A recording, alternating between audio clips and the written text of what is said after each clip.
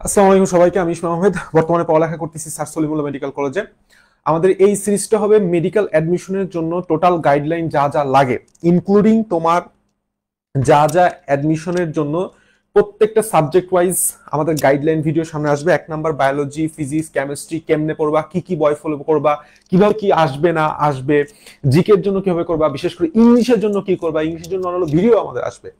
তো আজকে ওভারঅল একটা জিনিস নিয়ে কথা বলবো, myths and facts about medical admission test. এই জিনিসটা জানা, সত্যটা জানা সবার জন্য খুবই খুবই ইম্পর্টেন্ট। ঠিক আছে, আসো এখন একটা গুরুত্বপূর্ণ যে বিষয়টা আমাদের ফ্যাক্টস অ্যান্ড মিথস বলতে আমি আসলে কি বুঝেছি জানো? এখানে আমি তোমাদেরকে কিছু বিষয় সতর্ক করব, কিছু বিষয় তোমাদেরকে করতে বলবো। 1 নাম্বার যে জিনিসটা তোমাদের মধ্যে ঢুকাই দেওয়া হয়, এই টোটাল 1 বছর 2 বছর ইন্টারমিডিয়েটে যারা পড়াশোনা করে আসো, এই বাতুগুলোর ভিতরে ঢুকাই দেওয়া হয় যে কোচিং মানেই সবকিছু, কোচিংই সব, কোচিংই সব। 1 নাম্বার একটা ডাহা মিথ্যা কথা, 1 নাম্বার একটা ডাহা মিথ্যা কথা। কোচিং মানেই সব না, এই জিনিসটা মাথার মধ্যে ঢুকায় ফেলাও, এই জিনিসটা মাথার মধ্যে ঢুকায় ফেলাও।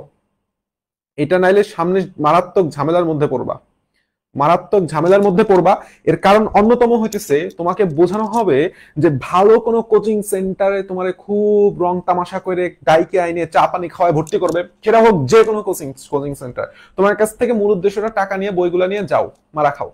মনে রাখবা এই কোচিং এর জায়গায় তুমি হইতেছে একটা প্রোডাক্ট, তুমি হইতেছে প্রোডাক্ট যারা সেল করে টাকা কামায়। সহজ কথা, এটাই হচ্ছে পলিসি, এটাই বিজনেস পলিসি। এটা হচ্ছে তুমি একটা প্রোডাক্ট, তোমার সেল করে তারা সে টাকা কামাবে। এইখানে তোমার ফার্স্ট যে কাজটা, তোমার প্রোডাক্ট হওয়া যাবে না। প্রোডাক্ট মানে বুঝো, মুরগি হওয়া যাবে না। মানে কোচিং যা বলবে তাই করব, কোচিং যা বলবে তাই শুনবো, এরকম কিচ্ছু না। 2 নাম্বার রেদার কোচিং এর যে জিনিসটা আমাদের সবচেয়ে ইম্পর্টেন্ট মেডিকেল অ্যাডমিশন টেস্টে, মেডিকেল অ্যাডমিশন টেস্টের সবচেয়ে ইম্পর্টেন্ট জিনিসটাই হইতেছে নিজের পড়া। নিজের পড়া ভাই, তুমি তোমার কোথায় ল্যাকনেস আছে, কোথায় বুঝো না, কোথায় ভুলে যাও, কোথায় কনফিউশন আছে, কোথায় অন্যান্য জিনিসপাতি তোমার মাথার মধ্যে প্যাচ খাওয়া যায়, ইংলিশ তুমি মুখস্থ করতে পারতেছো না, এইসব কখনোই তোমার কোচিং করে দিবে না, এটা তোমারই করতে হবে। তুমি যেহেতু জানো তোমার ল্যাকনেস কোথায়, তোমাকেই বসে বসে ঘাইটা ঘাইটা সব ঠান্ডা মাথায় করতে হবে। 2 নাম্বার আর একটা ভুল বিষয়, সেটা হইতেছে এই কোচিং নিয়ে আর একটা কথা বলি। এই কোচিং সবার প্রথমে তোমাকে বোঝাবে যে তুমি যদি কোচিং এর সাথে না আগাও তুমি পিছায় যাবা। এবং 2 নাম্বার তোমার বলবে কি, কোচিং পরীক্ষায় গুলো যদি তুমি ভালো নাম্বার না পাও তুমি পিছায় যাবা, তোমার তুমি ধরো চান্স পাবা না। সবচাইতে মানে একটা ডাহা মিথ্যা কথা, একটা ডাহা মিথ্যা কথা, সেটা হচ্ছে উইকলি। উইকলি, এই উইকলি দিয়ে পোলাপান গুলা একদম ডিপ্রেশনে পড়ে যাবে। এটা খুবই মনের মধ্যে সাহস নাও যে weekly doesn't matter, monthly doesn't matter, কোনো পার্শিয়াল মডেল টেস্ট কিছুই ম্যাটার করে না। আমি 20 ব্যাচ, আমি একটা পরীক্ষা দিয়েছিলাম অনলাইনের পরে, কোনো পরীক্ষা দিই নাই, কারণ আমার ভালো লাগে না। 2 নাম্বারে আমি নিজের রুটিন ফলো করছি, আমি কোচিং এর রুটিন ফলো করি নাই, কারণ আমি জানি আমার কোথায় ল্যাকনেস আছে। কোচিং তোমার একদম কারেন্ট তথা আলোর গতিতে দৌড়াবে, মাথায় রাখো, আলোর গতিতে দৌড়াবে। কেন আলোর গতি বললাম জানো? 3 মাসের কোর্সে ফার্স্টের 2 মাসে ওরা হইতেছে তোমার কোর্স শেষ করবে। সেক্ষেত্রে তুমি ধরো বায়োলজির কথা বলি, বায়োলজিতে তোমার সর্বোচ্চ ক্লাস পাবা 14টা, শর্ট সিলেবাস ফুল সিলেবাস মিলাই অধ্যায় আছে ভাই 24টা। এখন তুমি তুমি চিন্তা করো, তোমার সেই অ্যাবিলিটি আছে 14 দিনে 14টা ক্লাসে 24টা অধ্যায় তুমি ঠিক মতো ক্লিয়ার করবা, ঠিক মতো পড়বা। ইভেন বায়োলজির মতো সাবজেক্ট যেখানে তোমার এক্সট্রা ইনফো করতে হবে, তাহলে তোমার তো বেশি সময় লাগবে। এখন তুমি তো সেই কভার করতে পারবে না, কিন্তু ওরা যখন উইকলি নিবে, ওরা যখন ডেলি নিবে, দেখবা যে তোমার নাম্বার কমে আসতেছে। এই জন্য don't give a shit about weekly or daily. হ্যাঁ, ডেইলিটা দেওয়া যায়, তুমি যদি ভালো মতন পড়াশোনা করো ডেইলিটা দেওয়া যায়, বাট কোচিং এর মধ্যে আমার সীমাবদ্ধ থাকতে হবে। বা কোচিং এ ভুল করলে বা কোচিং এ কম নাম্বার পাইলেই যে তুমি চান্স পাবা না, এরকম কোনো কথা নাই। বরঞ্চ যারা নিজের রুটিন ফলো করছে, যারা নিজের রুটিন ফলো করছে তারাই বেটার পজিশনে গেছে। 1 নাম্বার এই যে কোচিং নিয়ে যাবতীয় যত মিথ কথাবার্তা, যে আমার কোচিং এ রেগুলার পরীক্ষা দিতে হবে, রেগুলার অফলাইন ক্লাস করতে হবে, ভাই ক্লাস অফলাইন ক্লাসের গোষ্ঠী মারি। সহজ কথা বা সহজ বাংলা ভাষায় বলে দিলাম, অফলাইন ক্লাস তোমার 2 ঘন্টায় পড়ায় কিচ্ছুই হবে না। বরঞ্চ আমি মনে করি একটা ফ্যাক্ট, অন্যতম একটা ফ্যাক্ট যেটা আমি নিজে বাস্তবায়ন করছি, সেটা হচ্ছে বাসায় একজন ভাইয়া রাখো, এই কয়টা দিন একটু টাকা খরচ করো, বাসায় একজন কি রাখো, ভাইয়া বা আপু রাখো, ভালো মেডিকেলের ভাইয়া বা আপু রাখো, যে তোমার আয়শা সুন্দর মতো ফিজিক্স, কেমিস্ট্রি আর বায়োলজি সুন্দর মতো বুঝায় বুঝায় দাগায় দাগায় মুখস্থ করায় দিয়ে যাবে। এই কথাটা বুঝো। দাগাইতে হবে, বুঝাইতে হবে, মুখস্থ করাই দিয়ে যেতে হবে। আইসে দাগাই গেল চলে গেল না, টাকা জলে যাবে। মুখস্থ, ভাই এই জিনিসটা আমার ভুলে যাইতেছি, এই জিনিসটা আমি পারি না, এই জিনিসটা আমার সমস্যা, বারবার পড়তেছি বার ভুলে যাইতেছি, এটা কিভাবে মুখস্থ করা যায় আপনি করায় দেন, এভাবে বলতে হবে। 2 নাম্বার আর একটা মিথে আসো, সেটা হচ্ছে মেডিকেল চান্স পাইতে হলে জিকে ইংলিশ এরকম পড়া লাগে না।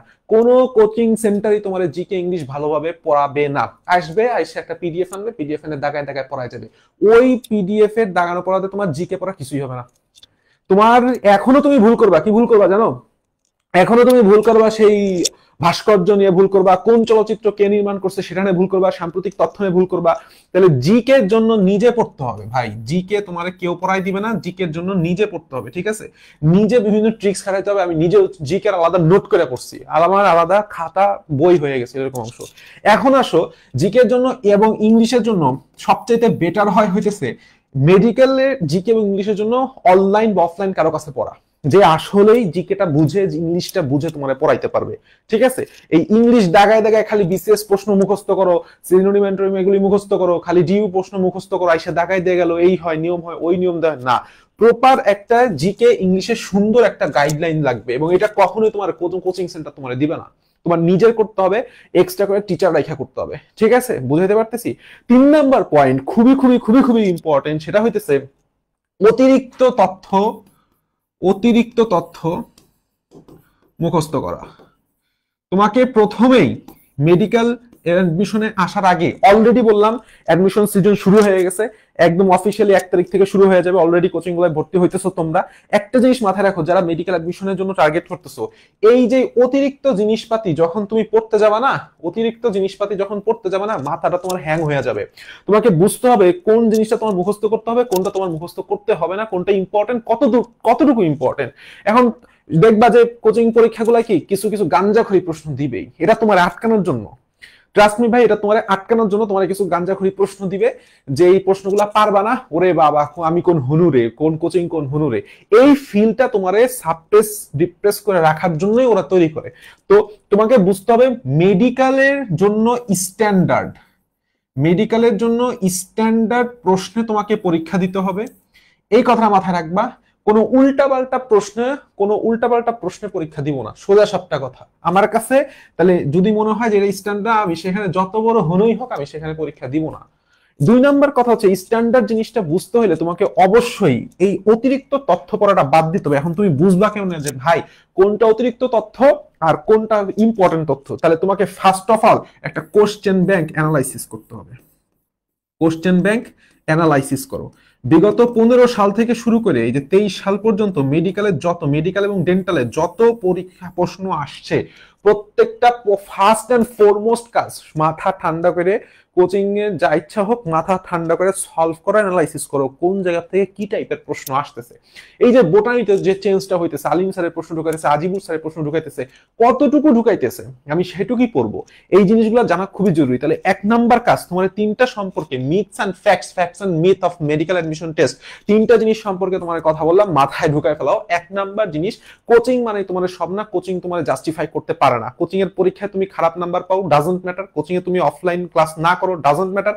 অনলাইন এখন এভরিথিং সবকিছুই আছে, যদি দরকার হলে অনলাইন কোর্স করো। 3 নাম্বার, কারণ আর একটা জিনিস, 3 নাম্বার হইতেছে তোমার কোচিং সবচেয়ে দ্রুত আগাবে, আলোর গতিতে আগাবে, যে তুমি খেয়াল করো তুমি ধরতেই পারবে না কোচিং রে। তুমি যদি সেই পরিমাণে না ডেভেলপ হও, যে তোমার একাডেমিক যে স্ট্রেংথটা আছে, তোমার বেসিকটা খুব ভালো, তুমি একাডেমিকে শর্ট সিলেবাসের সাথে সাথে ফুল সিলেবাস খুব ভালো মতন পড়ে গেছো। এখন যেই ছেলেটা বা মেয়েটা ফুল সিলেবাস একদমই পড়ে নাই, সে কি এই যে 24টা অধ্যায় 14টা ক্লাসে কভার করতে পারবে না। এই জন্য কোচিং মুখী না হয়ে নিজের মুখী হও, নিজের রুটিন ফলো করো, নিজের পড়ালেখার প্রতি মন দাও। 2 নাম্বার কি বলছি, পারলে বাসায় ভাড়া রাখো। এই 3টা মাস টাকা খরচ করে কষ্ট করে বাসায় ভাড়া বা যার কাছেই হোক না কেন সুন্দর করে কমপ্লিট করো, যে আইসা তোমাদের ধৈর্য ধরে পড়াবে, যে দেখো ভাই বোন এইটা হচ্ছে প্রশ্ন, এভাবে পড়তে হবে, এটা বাদ দিতে হবে, এটা মুখস্থ করতে হবে, এই নিয়ম সেই নিয়ম। 3 নাম্বার আমি তোমাদের বলছি কি, অতিরিক্ত তথ্য পড়া যাবে না, স্ট্যান্ডার্ড প্রশ্ন পড়তে হবে, স্ট্যান্ডার্ড প্রশ্নে পরীক্ষা দিতে হবে। এবং তার জন্য আমাদের প্রথম যে 1 উইক, এই 1 সপ্তাহ এই যে এক উইকটা আছে না অ্যাডমিশনের প্রথম এক উইক, এখনো বললাম সময় আছে, কোশ্চেন ব্যাংক কিনো, বা তোমার যে কোচিং এ ভর্তি হচ্ছে সেই কোচিং, প্রত্যেকটা কোচিং ই ভালো, কোনো কোচিং ই খারাপ না, কোনো কোচিং এ সার্ভিস দেয় না, সব কোচিং ই প্রায় সেম সেম সার্ভিস দেয়। সেই কোচিং এর কোশ্চেন ব্যাংকটা খুলে অধ্যায় ভিত্তিক বা টপিক ভিত্তিক যে কোশ্চেন ব্যাংকটা আছে সেটা খুলে অ্যানালাইসিস করো। বেস্ট অফ লাক, সামনে ইনশাল্লাহ আমরা টোটাল জিনিসটাই পড়াশোনা করবো।